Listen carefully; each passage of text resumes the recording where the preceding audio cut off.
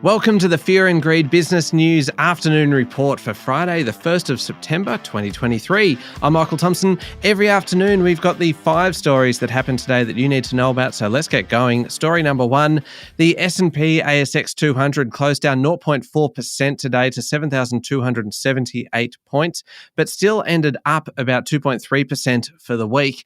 Almost all sectors fell over the day, except for energy, which was the best performing sector, followed by consumer discretionary. Energy was given a bit of a late boost in the day, supported by higher coal and oil prices, in part related to extra support being rolled out by Beijing to support the Chinese economy. Healthcare suffered the biggest falls, followed by utilities.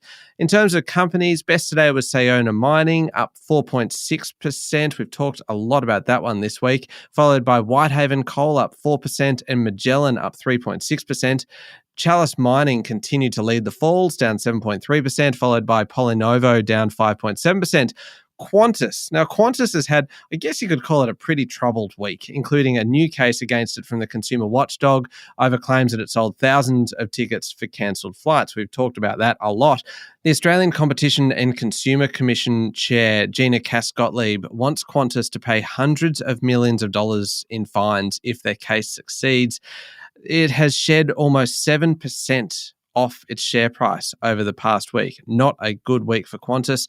Reporting season has now come to a close, and a CommSec analysis of dividends being paid out by the S&P ASX 200 shows the total is worth $34.5 billion to shareholders.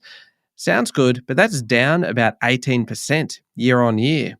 On to story number 2, Fortescue has seen yet another senior departure this week. This time, it's none other than former RBA Deputy Governor Guy Debelle, who is leaving the board of Andrew Forrest's Fortescue Future Industries.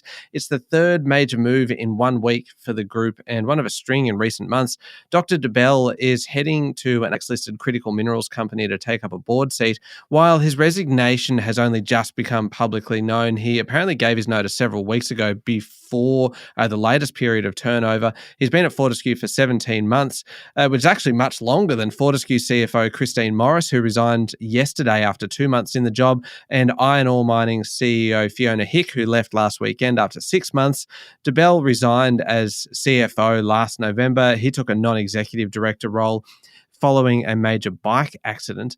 The latest move does make sense for him, as he's well known to have ambitions to help Australia's clean energy transition, but Fortescue Metals share price fell 5.3% today, one of the worst performers on the ASX 200.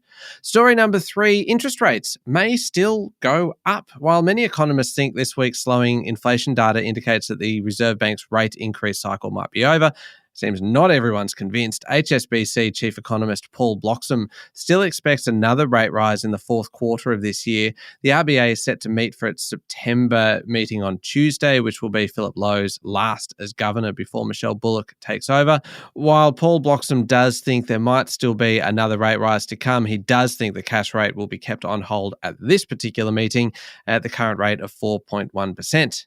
Story number 4, embattled PwC Australia has reported flat profits but consolidated revenue up 12% to $3.2 billion, is giving partners a big pay cut. This is, of course, after a very, very tumultuous year, including a tax scandal that set off a series of investigations and resulted in the sale of its government consulting arm for $1. Just $1. Now, partners at the Big Four consulting firm are taking a 30% pay cut for 2023-24 on top of an average 12% decline in income over the last year. The remaining 10,000 staff are able to receive bonuses from a $47 million pool. The company said that ongoing reputation challenges would affect future revenue.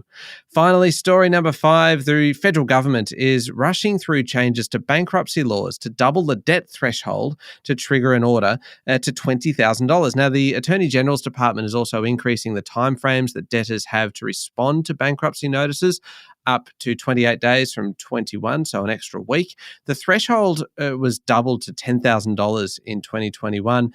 Mark Dreyfus held a roundtable recently with stakeholders and found personal situations were often tied up too much with business, and consumer advocates were concerned that the rules are unfair and the threshold's too low. Submissions are open for most of the month in a relatively short consultation period, indicating really that the government wants to act fast on this one.